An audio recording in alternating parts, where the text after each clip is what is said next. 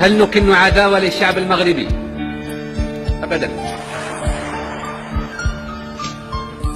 ويخطئ من يسيء الظن به.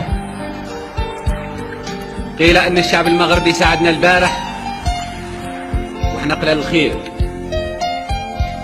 إحنا دفعنا الثمن من أجل تحرير الشعب المغربي.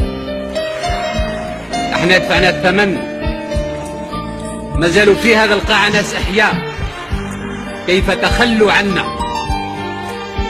ليس الشعب المغربي الذي تخلى عنا أثناء حرب التحرير، عندما تعهدنا بأننا سنخوضها حربا شعوها حتى نطرد الاستعمار. فماذا وقع؟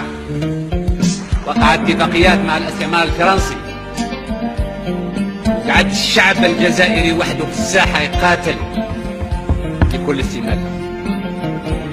إذا كان نكلم التاريخ ونكلم التاريخ الحقيقي، احنا دفعنا الثمن، ودفعنا الثمن غالي جدا.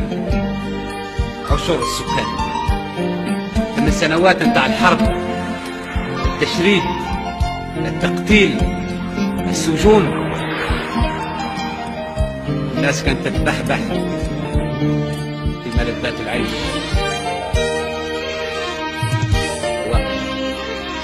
هذا التاريخ، هذا هو التاريخ وهذا هو الواقع. كنا نتمنى أن تستمر المعركة على مستوى المغرب العربي لكي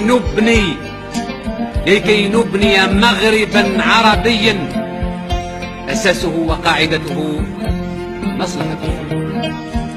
ولكن المصلحة الاستعمارية ومصلحة الطبقات حالت دون تحقيق هذا الهدف، وحالت دون تحقيق